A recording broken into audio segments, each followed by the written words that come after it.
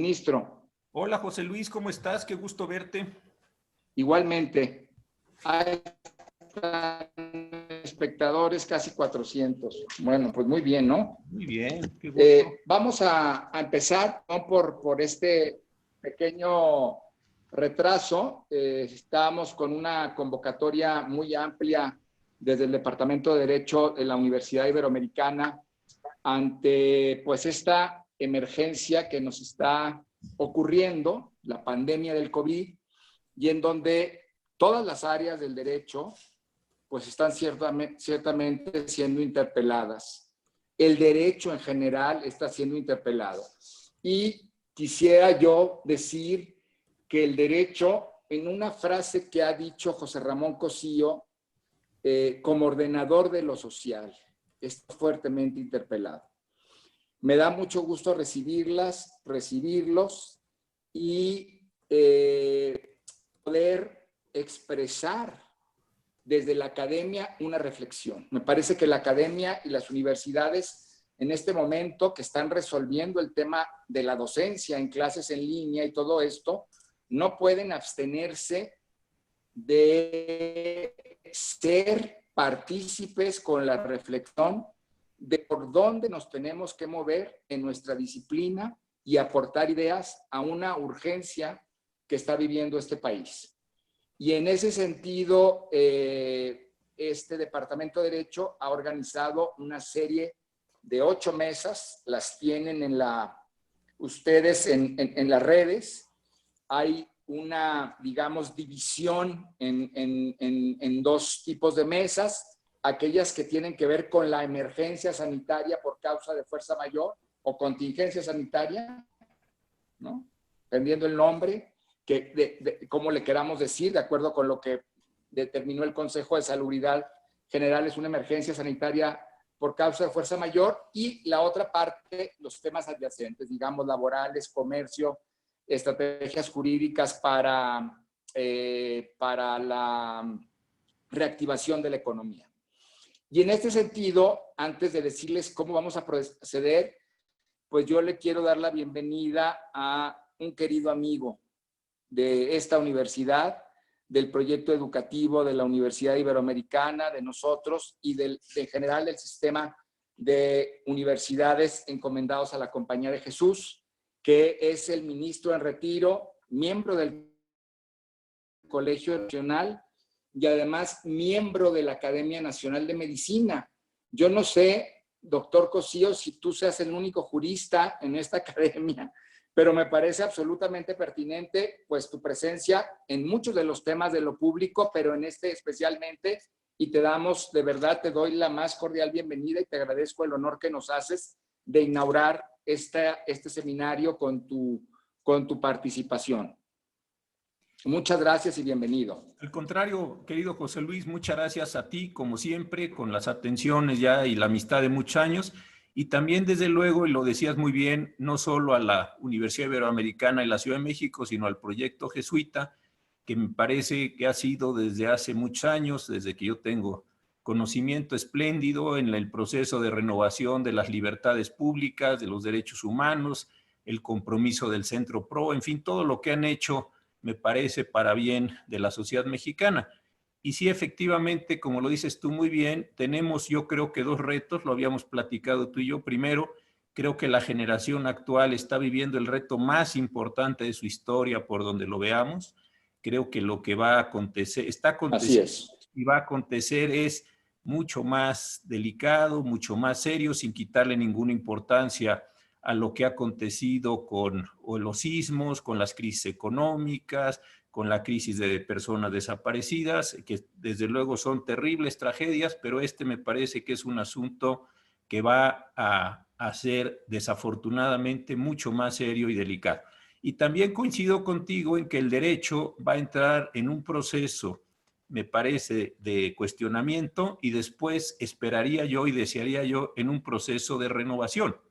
Durante muchos años los juristas del país hemos sido tachados de formalistas, de personas que estamos haciendo o fetichismo jurídico, se nos ha dicho que estamos muy entretenidos con las formas jurídicas, pero coincido plenamente contigo que la única manera de ordenar una crisis de este tamaño, de esta magnitud, donde tantas personas, donde tantas vidas van a salir lastimadas, pues es solo a través de las normas jurídicas y a ver para qué nos alcanzan esas normas jurídicas. Entonces, completamente de acuerdo contigo, creo, y también que la crítica académica, que la propuesta académica es central, si siempre ha sido importante en los momentos extraordinarios que estamos viviendo, la aportación, el señalamiento, el rumbo, la empatía que se puede lograr desde las normas jurídicas es central.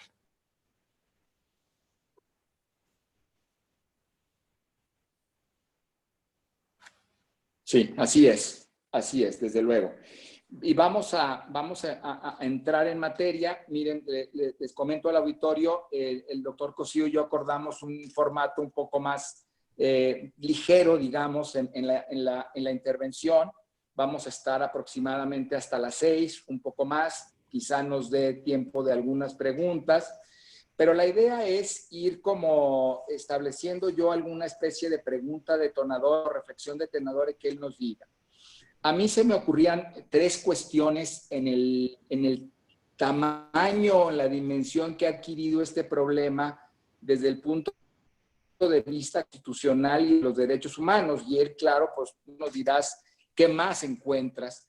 Pero hay 3 grandes partes. Una parte que tiene que ver con el diseño institucional y todo lo que la Constitución ha armado y la legislación para poder enfrentar la pandemia. En segundo lugar estaría el tema federal, que me parece que lo hemos sentido y quizá algunas ciudadanas y ciudadanos resentido, porque finalmente hay a veces la idea de que los gobernadores, gobernadoras se podrían estar comportando como una especie de señores feudales en este manejo de la crisis, teniendo un diseño institucional pues que debe marcar un carácter nacional, como dice el artículo 73, pero ese es otro ángulo, ¿no? Por ahí decía Silva Herzog que podríamos estar ante una especie de paternalismo sanitario. Bueno, ¿hasta qué sí? Y el tercer aspecto es el tema de las restricciones a derecho.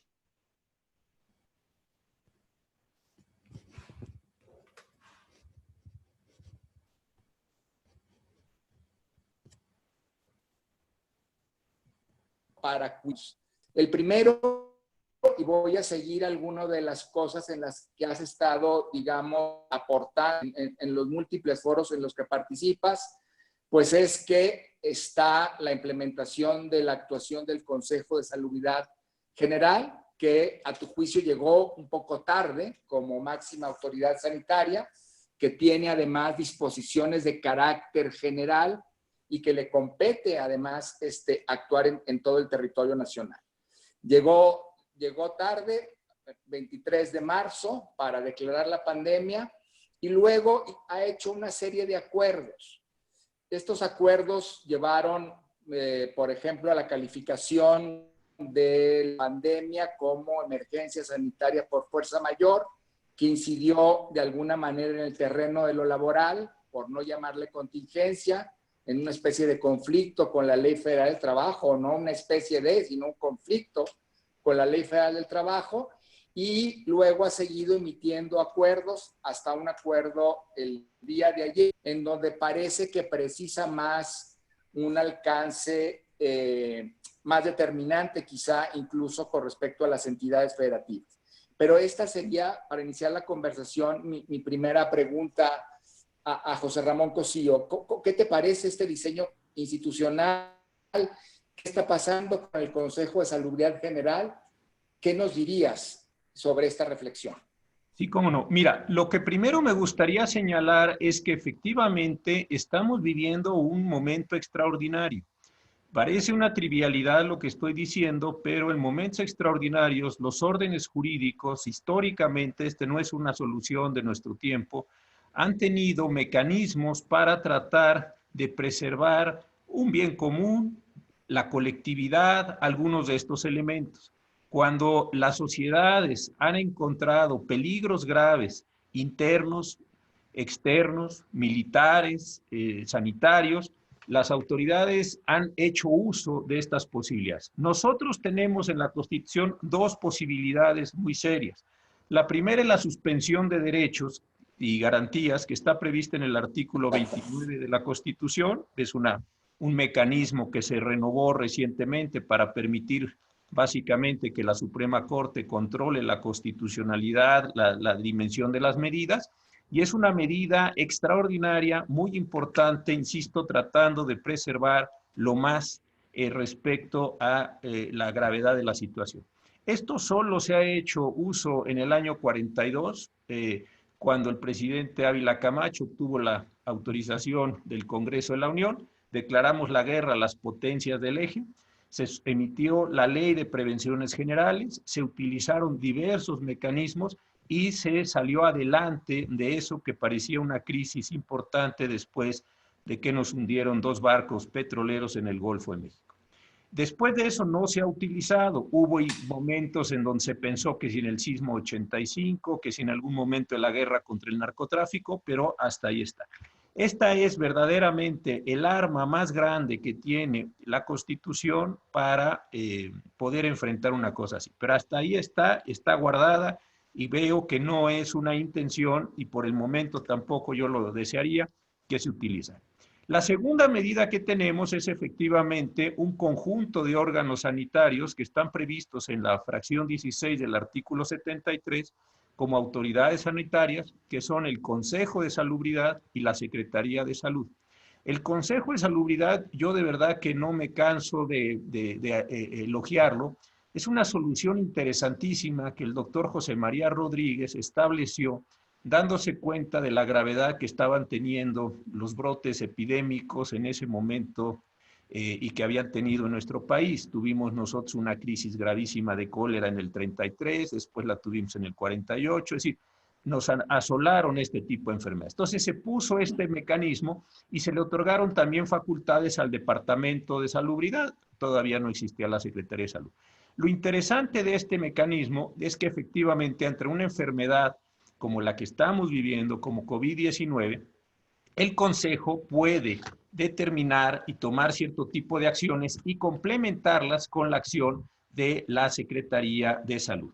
Efectivamente, y lo decías tú muy bien, José Luis, en el Diario Oficial de la Federación del 23 de marzo, el Consejo de Salubridad General declaró que COVID-19 era una enfermedad de atención prioritaria.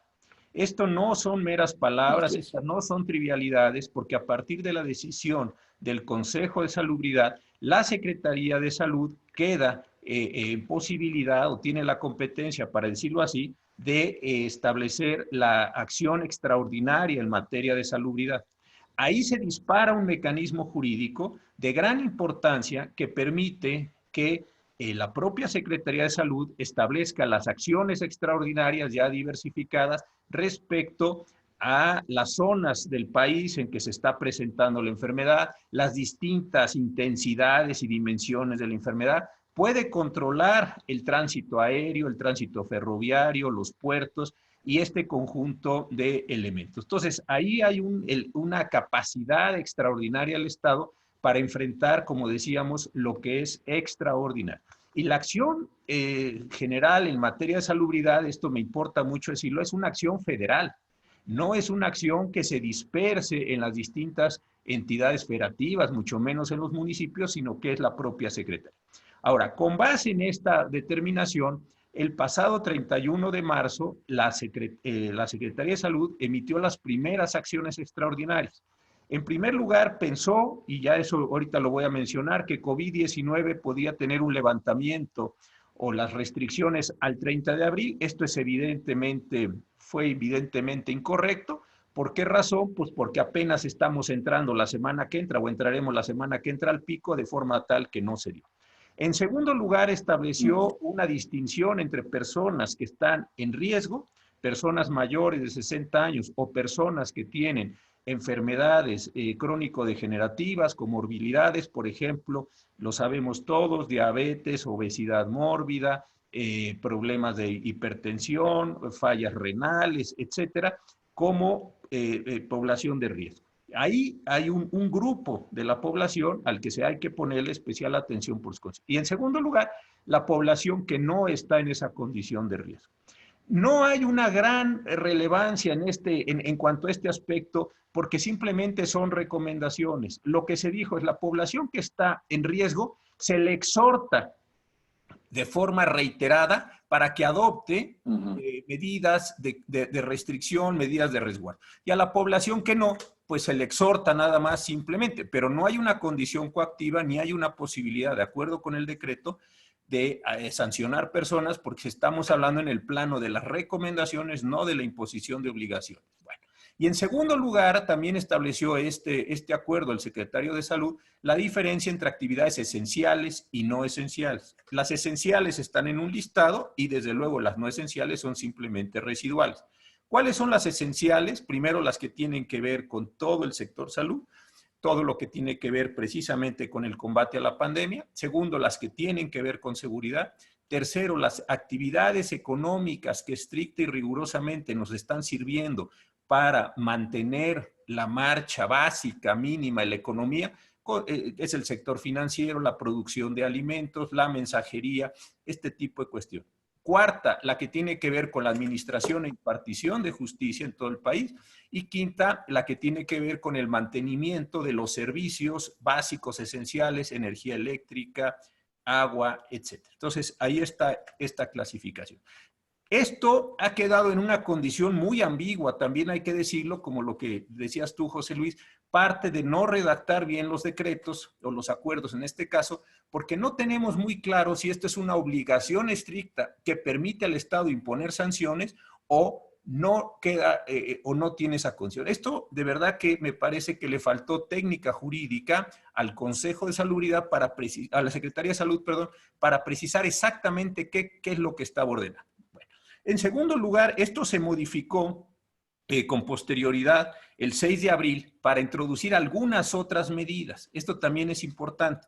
Estas medidas fueron realmente muy criticadas. ¿Por qué? Porque se estableció que la producción de cemento, de acero y de vidrio eran actividades esenciales y en buena medida esto se hizo para mantener vivas, déjenme decirlo así, los avances del aeropuerto Felipe Ángeles, de la refinería de Dos Bocas, del Tres Maya y del corredor que va a darse por el Istmo de Tehuantepec. Entonces, también ahí hubo un uso, me parece, de una herramienta jurídica muy grande, muy importante, con una finalidad específica. Y efectivamente, el pasado 21, o sea, antier, se dio en la edición vespertina del Diario Oficial un ajuste a estas medidas. Estas medidas son interesantes por varias razones, las voy a nombrar. Primero, porque corrió el horizonte temporal del 30 de abril al 30 de mayo. Es decir, se dio cuenta la Secretaría de Salud, y qué bueno, que no íbamos a tener una posibilidad de levantar las restricciones en ese sentido.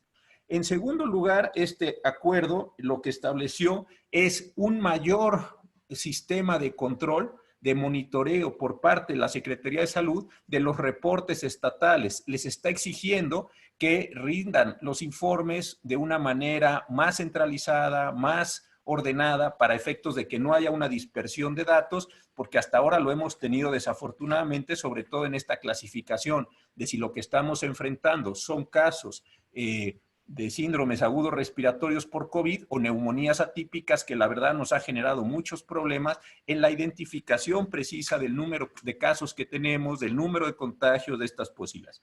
En tercer lugar, esto también es interesante, se estableció respecto de los centros hospitalarios que se les iban a dar las medidas, las instrucciones para que reconvirtieran los propios centros hospitalarios de la operación normal de las enfermedades que son propias de nuestro tiempo hacia enfermedades que tienen que ver específicamente con COVID.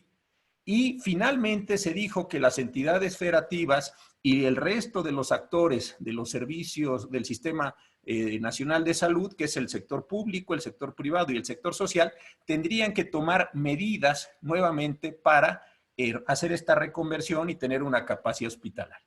Las medidas están bien, sin embargo, me parece que hay un defecto, desde mi punto de vista, muy serio en este sentido. ¿Por qué? Porque otra vez se dice, vamos a hacer vamos a instruirles, vamos a crear. Oigan, lo que tenemos es que la semana que entra empiece el pico pandémico, verdaderamente la curva se va a ir hacia arriba y apenas se está diciendo que las entidades van a tener que cambiar su sistema hospitalario para ajustarse a COVID-19 conforme a las instrucciones que se le van a dar.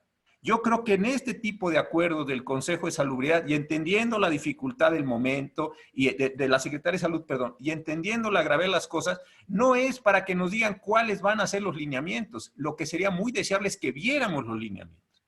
Y si yo fuera gobernador de una entidad federativa o si yo fuera director de un sistema hospitalario local o inclusive director de un hospital, lo que debiera ver es qué quiere en esta acción sanitaria unificada la federación como órgano rector que haga. No que me diga que me va a decir en el futuro qué va a suceder.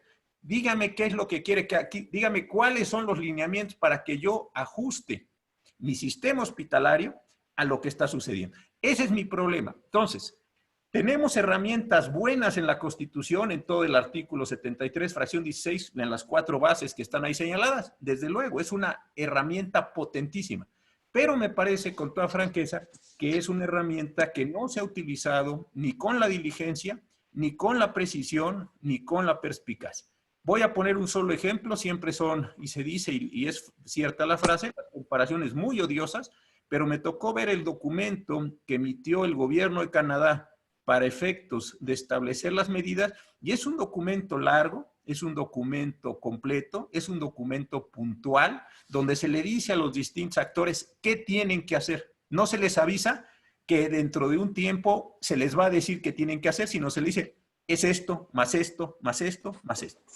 Y aquí sí me parece que hemos perdido un tiempo muy valioso porque no hemos tenido la tingencia, el cuidado de poner las medidas que muchísimos sectores de la población están esperando. Creo que lo mismo pasa con lo económico, no me meto en ese tema, estamos hoy tratando el asunto estrictamente sanitario, pero me parece que esta falta de uso de las normas jurídicas sí generan complicaciones. Seguramente en el programa hablaremos tú y yo del tema de la guía para las condiciones extraordinarias cuando haya saturación de hospitales, pero exactamente pasa lo mismo. Sale un documento, no sale, se genera una discusión. Y hoy en día, a pesar de que la capacidad hospitalaria del país está llegando a sus límites, no hay una precisión sobre qué hacer cuando se saturen ya los hospitales y se tenga, lo voy a decir horrible porque este es un tema muy serio, muy delicado y muy triste, cuando se tenga que elegir bajo ciertos parámetros a quienes sí y a quienes no, y qué sí y qué no van a tener como tratamiento. Creo que aquí sí la autoridad le faltó un reflejo, le faltó una capacidad, a pesar, insisto, de tener una buena herramienta jurídica para utilizarse.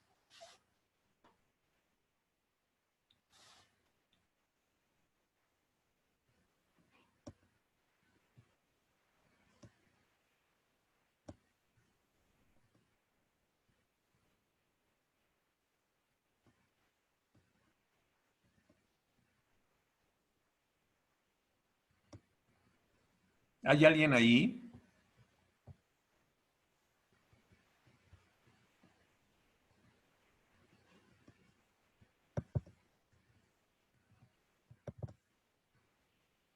Hola, ¿Sí? doctor Cos. Sí, José Luis, te escucho un poco. Ya,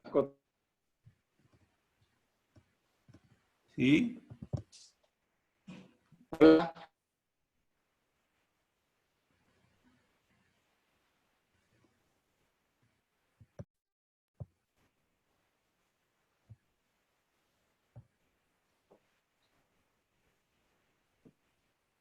No. ¿Sí te escucho, José Luis?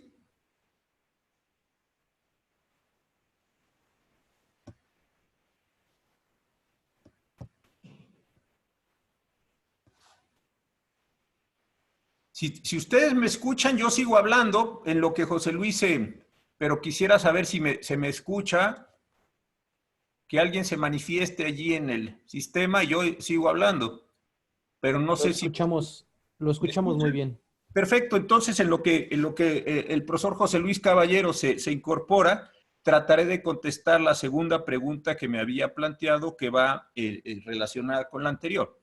La pregunta era, ¿cómo, si bien este es el marco constitucional, digamos, de la acción federal, me preguntaba José Luis, ¿qué está pasando a nivel de las entidades federativas? Yo pienso que siendo federal la competencia y los órganos que allí tenemos, el retraso de una acción más decidida de la federación produjo que distintas entidades federativas comenzaran su actuar de forma muy dispersa. Este me parece que es un problema muy, muy importante. ¿Por qué? Porque es verdad que se dijo por la Secretaría de Salud, en particular por el vocero, el doctor López-Gatell, que estábamos entrando en la fase 1, en la fase 2, en la fase 3. Pero es interesante que nos demos cuenta como abogados, como juristas, que esas eran declaraciones de carácter epidemiológico, que no necesariamente se correspondían con determinaciones de carácter jurídico. Una cosa es que se diga, la tasa de contagios está creciendo de tal forma, el número de personas contagiadas están haciendo tales y cuales, están teniendo tales efectos, eso es un problema, y otro es, ¿qué medidas jurídicas se corresponden con cada una de las fases? Sí. Ahí me parece que hubo un desfase, por decirlo de esta forma. Y eso produjo que distintos gobernadores e inclusive presidentes municipales e inclusive particulares empezaran a resolver los problemas lo mejor que podían. Yo no critico a los gobernadores desde el punto de vista político, porque claro, están teniendo una presión en sus comunidades, empiezan a tener también algunos brotes de acción social, política, económica, y tienen que tratar de contender con el proceso. Eso es un problema humano y entendible.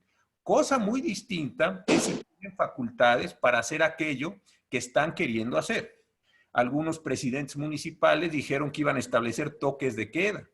Yo me pregunto, ¿con fundamento en qué cualquier presidente municipal, por importante que sea, le establece a sus poblaciones toques de queda? Imaginemos que vivimos en un municipio, pues aquí se diría, de las 8 de la noche a las 8 de la mañana, aquí nadie circula. La pregunta sería muy simple, ¿con fundamento en qué? Si la respuesta es con fundamento en las condiciones de emergencia que estamos viviendo, puede ser como causa detonadora, como fuente material del problema, pero en términos del primer párrafo del artículo 16 constitucional, al pedir que funde y motive y que muestre la condición de competencia, pues se van a ver en graves aprietos estas autoridades. Ahora, me parece que también hubo un proceso de distorsión enorme cuando el Consejo de Salubridad, en su primera reunión, dijo en el primer artículo del acuerdo que emitió, que avalaba todas las medidas que hasta ese momento se hubieran dictado. Es decir, lo que cada quien hubiera hecho hasta ese momento, el Consejo lo validó. Y este también me parece que es un grave error jurídico. Creo que ahí el Consejo debió haber absorbido, déjenme decirlo así, el conjunto de decisiones, haber dicho cuáles validaba y cuáles no validaba, pero decir, lo que todos han hecho hasta este momento está muy bien hecho. Eso me parece que abona a un desorden jurídico y no alcanza a conjuntar la acción exclusiva que se tiene en la materia. No por comparar, porque son cosas completamente distintas, pero si vemos la Ley de Prevenciones Generales del año 42, es bien interesante porque el presidente Ávila Camacho, sé que era una condición distinta, quiero ser muy claro en esto, dijo, o en ese decreto se dice, que solo las autoridades federales son competentes para enfrentar el problema y que los gobernadores de los estados se convertían en órganos auxiliares de la federación. Esto es muy importante. Algo así, sin ser esto lo mismo que una suspensión de derechos, pero la acción extraordinaria debió haber concentrado todas las atribuciones en la autoridad federal y desde ahí generar, piramidar, ordenar, organizar las acciones que las entidades federativas, como gobiernos estatales o municipios, podrían hacer. Entonces, seguimos en una condición bastante errática. Este acuerdo de antier, de la edición vespertina del día 21, ayuda, pero otra vez se vuelve a quedar corto porque no le dice a los gobernadores concretamente qué tienen que hacer en materia sanitaria cómo tienen que transformar su sistema hospitalario, cómo tienen que hacer la reconvención de todos estos para efectos de enfrentar a COVID-19. Entonces, yo otra vez me imagino, si yo fuera gobernador de una entidad federativa o presidente municipal, al ver este acuerdo del día 21, me volvería a quedar en las mismas. ¿Qué me está pidiendo la federación que haga? Yo soy un gobernador que quiere colaborar a la acción extraordinaria. ¿Qué quiere que haga federación? Te voy a mandar, sería la respuesta de la federación, los lineamientos mediante los cuales vas a hacer todo el sistema para modificar tu sistema hospitalario, por ejemplo. Entonces, otra vez me quedo a mitad de la nada porque me tendría que quedar esperando los lineamientos de la federación. Y esto me parece muy delicado porque los gobernadores están contendiendo diariamente con un montón de problemas. Lo vimos con el gobernador de Baja California, lo vimos con el gobernador de Michoacán, lo vimos con el gobernador de Jalisco, el de Nuevo León, el de Coahuila, etcétera, que están en una situación muy complicada. La gente se está muriendo, no llegan insumos federales y encima de todo se les dice, bueno, algún día saldrán los lineamientos, ya llegarán los lineamientos. Me parece que no es una buena solución. Entonces, la relación federación y estados me parece que se está comprometiendo mucho y la semana que entra, que es, insisto, cuando pareciera que vamos a empezar a entrar verdaderamente en una condición generalizada de contagios, o al menos de manifestación de los contagios que se han estado produciendo en las últimas semanas, en las últimas 2 semanas, creo que aquí sí debió haberse expedido no solo la idea de que se van a emitir los lineamientos, sino la totalidad puntual y precisa de lo que se quería que se hiciera por parte de los gobernadores en esta misma materia. Como un elemento, solo el epidémico. Los otros son las cuestiones que tendrían que haberse dado en materia de libertad de tránsito, de libertad de reunión, de libertad de comercio, que son desde luego las libertades que pudieran estar comprometidas, dada la manera en la que se quiere en todo el mundo, no solo en México, enfrentar o contender con la pandemia. Sí, y fíjate que yo en esto sí te quiero hacer una pregunta y otra línea de reflexión, o sea, la restricción de los derechos, José Ramón.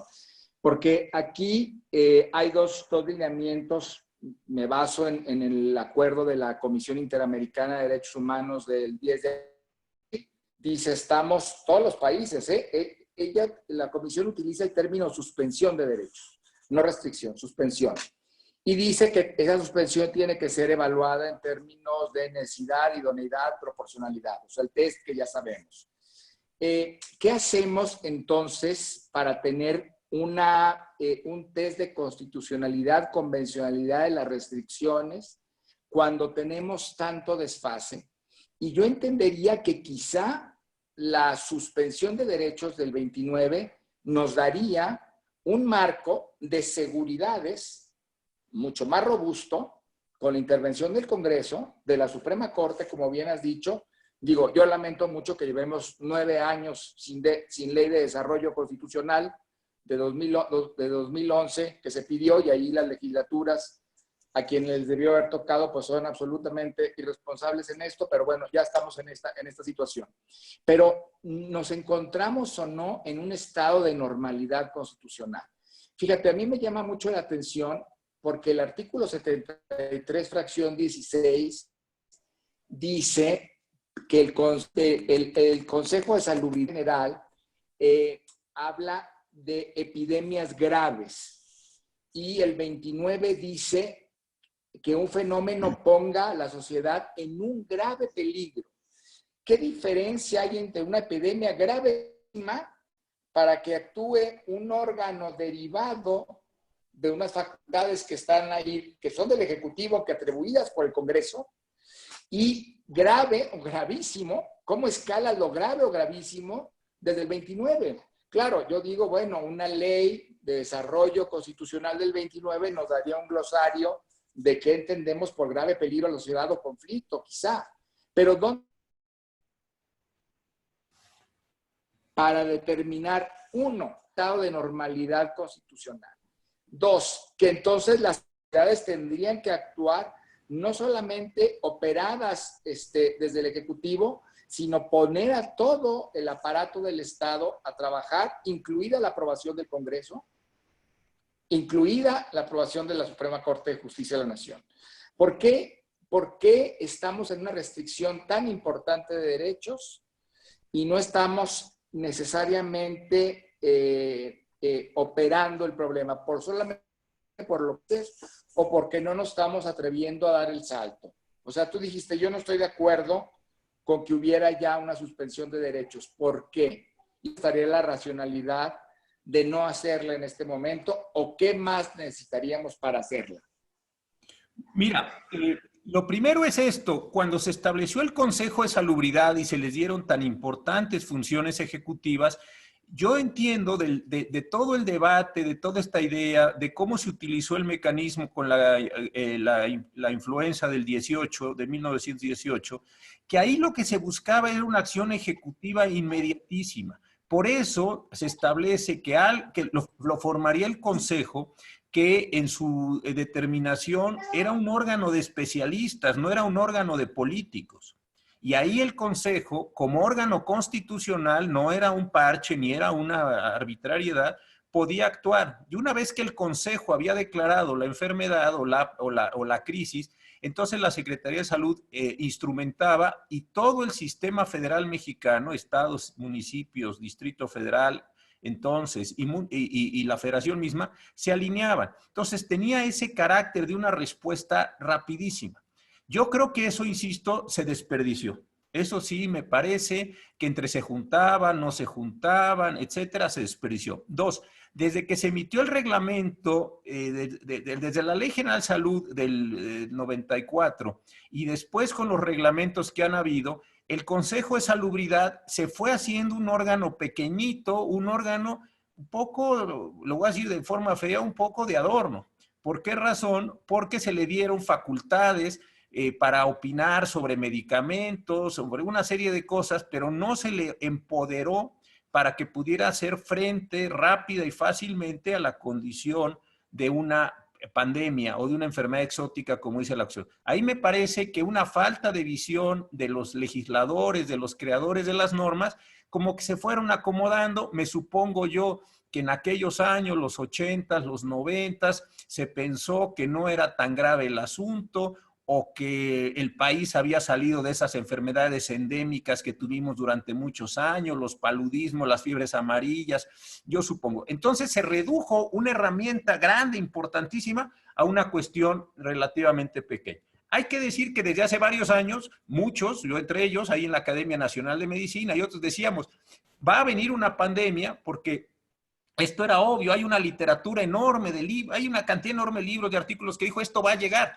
y nadie quiso hacer caso de eso. Entonces se quedó un Consejo de Salubridad muy pequeño, muy acotado. Esa es una parte de la historia. Ahora, voy a la que tú dices y yo creo que es este temor que todos tenemos a declarar la suspensión de derechos, pero yo coincidiría contigo que si esto no va caminando, y yo creo que esto se va a poner muy mal la semana que entra. No quiero ser agorero, no quiero asustar a nadie, no creo que sea el caso de hacer estos comentarios frívolos y tontos, pero a lo mejor sí tendríamos que ir pensando ya en un decreto fuerte, bien hecho, no precipitado, de suspensión. Está el Congreso de la Unión en periodo ordinario de sesiones hasta el 30 de abril, hasta el jueves de la semana que entra. Después entraría en receso, pero la Comisión Permanente le puede autorizar al presidente de la República la suspensión. Tendría que hacerse un decreto con una ingeniería constitucional finísima, qué derechos sí, qué derechos no, por qué estos sí, por qué estos no. Debería ser un decreto y sí, creo contigo, a lo mejor lo expresé mal antes, o a lo mejor lo estaba expresando en relación con el Consejo de Salubridad, que sí tendríamos que pensar en los mecanismos constitucionales para hacer frente a esta situación. Si hoy que estamos todavía sin entrar, ya estamos en fase 3, pero sin entrar todavía al pico, estamos cerca de la saturación de la capacidad hospitalaria, yo no quiero pensar qué va a pasar en 3 semanas. Con una población que además por sus comorbilidades, pues está en una situación de mayor exposición a contraer la enfermedad y a no recuperarse rápidamente de estas condiciones. Además, en una transición del Seguro Popular hacia el INSABI, no sé si buena o mala una u otra, no entro en esa discusión, simplemente nos agarró a mitad del camino de la transición. Y dos, el modelo de transformación de la adquisición de los insumos para la salud, que también nos agarró a la mitad, pues toma al sistema hospitalario mexicano en una muy mala condición, muy mala condición. Entonces, sí creo que hay elementos, y qué bueno que sacas el tema, para que pudiéramos pensar que dado que la acción de las autoridades sanitarias no ha sido lo suficientemente eficiente para enfrentar la pandemia, probablemente tendríamos ya que estar pensando, pero no pensando así de sería bueno, sino pensando ya en el decreto, con todas las restricciones que tiene la suspensión de derechos, porque ya sabemos cómo está el artículo 29, no puede ser sobre persona determinada, tiene que ser sobre zonas, solo pueden suspenderse los derechos que sean obstáculo para hacer rápida y prontamente y eficientemente a la causa. Al mismo tiempo hay derechos que ya no se pueden suspender, como no sucedía antes de la reforma, etcétera. Entonces sí me parece que debiéramos ya también estar pensando esto, José Luis.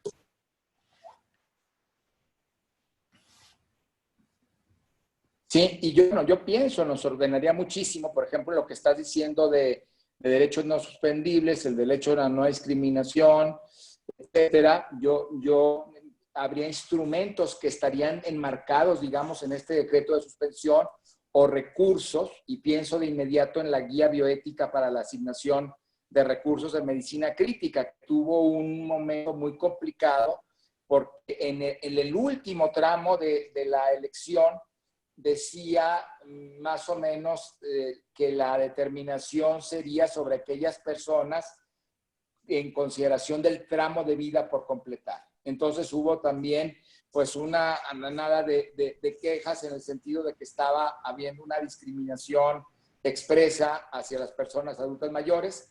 Ya hubo una, digamos, una posibilidad de recomponer esa situación con intervención del CONAPRED, y que ahora expresamente se habla de protección de personas adultas mayores y de personas con discapacidad, que eran los dos universos de personas que estarían ahí, digamos, más afectadas, parece, con primera versión. Y yo te preguntaría en este sentido, ya digamos, de una si este tipo de instrumentos, pues valdría colocarlos ahí. ¿Qué piensas de la guía y cómo hacerle? Porque de cualquier manera los instrumentos que se lancen con motivo de, y los decretos y las acciones del Ejecutivo que se lancen con motivo de la pandemia no pueden estar exentas de una evaluación de constitucionalidad, convencionalidad. Por ahí algunos académicos decían, bueno, es que la guía realmente tendría que haber pasado por un test, tendría que pasar por un test de escrutinio estricto, digamos, si está aludiendo a categorías sospechosas. ¿Qué opinión te merece todo esto? Mira, yo por razones estrictamente personales, desde hace muchos años, siempre me gustó mucho el tema de la historia militar. Para mí es una especie de hobby, me gustaba y leí algo de esto. Yo creo que lo que estamos enfrentando es un problema extraordinariamente serio, porque, insisto, en esta transición hospitalaria del Seguro Popular al INSABI y en esta transición de adquisición de los medicamentos, sí nos toma en un muy mal momento hospitalario. Yo creo que sí. Dos, insisto, todas muy mal. Muy mal, muy mal. En el peor momento posible, no se lo estoy atribuyendo a nadie, creo que no es el momento de empezar a echar culpa, simplemente es de detectar un fenómeno, porque si no acabamos en una discusión tonta de si eran los de antes y son los de ahora. Creo que perdemos más tiempo en eso que en resolver el problema. Entonces, ahí hay un problema muy delicado.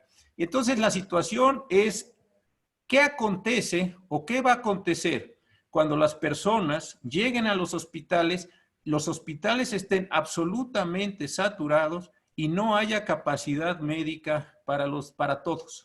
Yo sé qué dice el artículo 4, yo sé qué quiere decir la universalidad de los derechos, sé qué quiere decir el artículo 1, la progresión, todo eso lo entiendo perfectamente, pero debemos ponernos frente al dilema de qué sucede cuando más personas siguen llegando a los hospitales, al que sea público o privado, y al llegar a los hospitales se les dice, no lo puedo recibir porque no tengo capacidad instalada para recibir. No hay más camas, no hay más respiradores, no hay más insumos. Es decir, no hay espacio.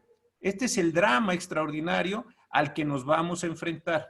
Entonces, ahí, en ese contexto, no en el contexto de la universalidad, no en el contexto de los tiempos de paz, es donde me parece que hay que resolver este tipo de problemas. A mí el problema que me pareció mal de la guía, y otra vez es un problema de gestión, es que una comisión de personas, entiendo, muy conocedoras, de buena fe, prepararon un anteproyecto. El anteproyecto se filtró, lo filtraron, tampoco quiero entrar a esa discusión, y entonces se generaron una enorme cantidad, voy a decirlo así, de anticuerpos ante un texto que en principio era un texto, pues, preliminar. Y entonces hubo muchos posicionamientos, algunos me parecen muy sensatos y razonables. Entonces, creo que lo que hoy en día debiéramos discutir es no si debe haber una guía para una medicina crítica, ese me parece que no es la discusión, sino qué debe contener la guía y la medicina crítica. Y con una cuestión importantísima, ¿a quién se va a seleccionar o quién va a ser, no seleccionar, voy a decirlo de mejor manera, quién va a poder recibir el servicio y quién no lo va a poder recibir? Este me parece que es la disyuntiva. Todos quisiéramos que todos lo recibieran, que todos estuvieran protegidos. Esa discusión ni siquiera vale la pena. Sabemos el principio de universalidad, pero el problema es, frente a la saturación, quién sí y quién no va a estar en posibilidad de recibir el elemento. Creo que ahí vamos a entrar a una discusión muy delicada, muy angustiante, muy triste, inclusive que va a haber sobre la ponderación de los derechos de unos frente a otros y la determinación de los criterios. Como dices tú, de inicio no es un buen criterio edad, o de inicio no es un buen criterio así solo, expectativa de vida, etcétera.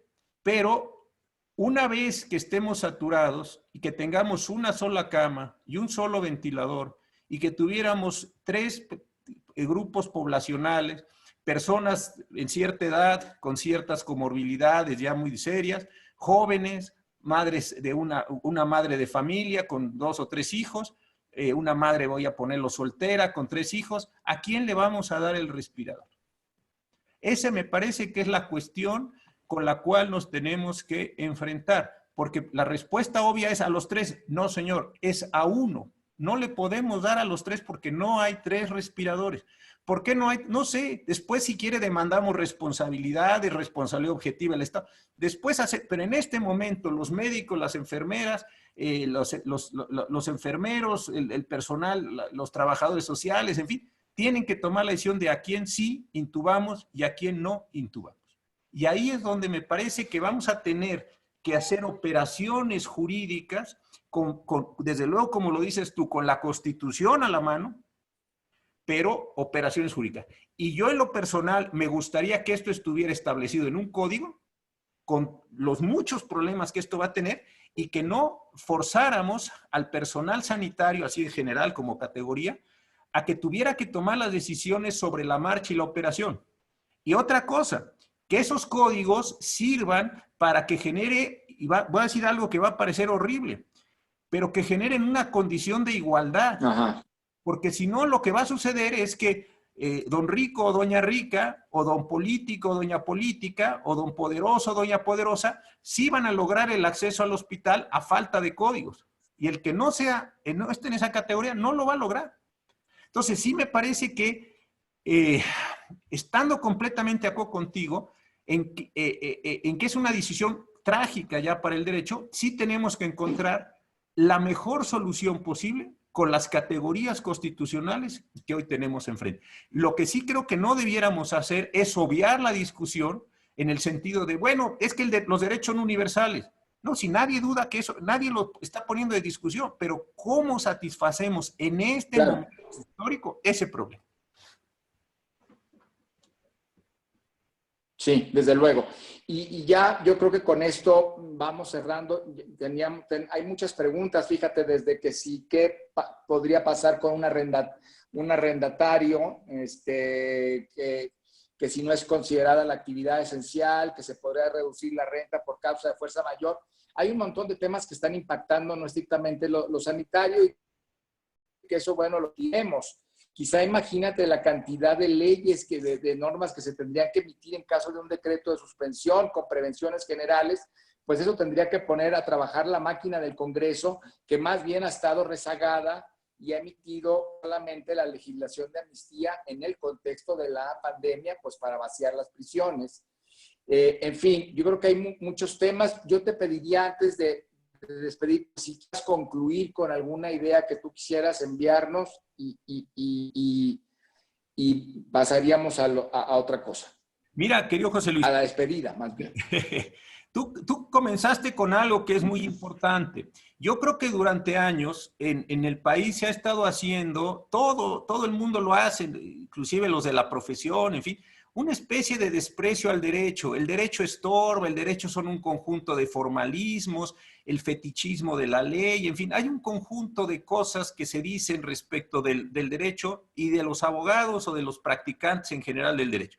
Algunas de ellas son, desde luego... Oye, sí, ¿y no ha sido así? ¿Y no ha sido no, así? claro, por eso En algunos momentos de la historia, pero no absolutamente, como emancipación social, sino para mantener un estado de cosas. Sí claro, ha sido así. a Tú lo eso, dices en un libro. Tienes un claro, librazo que se llama Dogmática Constitucional y Régimen Autoritario, donde dices algo así. sí, o sea, estando, claro, no, a eso voy, estando completamente de acuerdo en eso, que son formalidades, yo creo que ahorita sí conviene rescatar el poder del derecho como de veras el único medio que tenemos para ordenar lo que decías tú al comienzo, la vida social. Hay personas que son creyentes. Bueno, me parece a mí muy bien, muy respetable, pero los que no son creyentes no tienen por qué avenirse al código de los creyentes. Hay personas que tienen ciertas formas de comportamiento social, pero no todos tienen las mismas formas. Es decir, la único elemento que me parece que ordena, que estructura, que le da un sentido de totalidad a la manera de regulación es el derecho. Es lo único que tenemos. Si hubiera otro tipo de soluciones, pues serían las que estaríamos utilizando como humanidad. Entonces, creo que sí es un momento, así como aquel título de un libro importante de hace varios años, es momento de tomarnos al derecho en serio.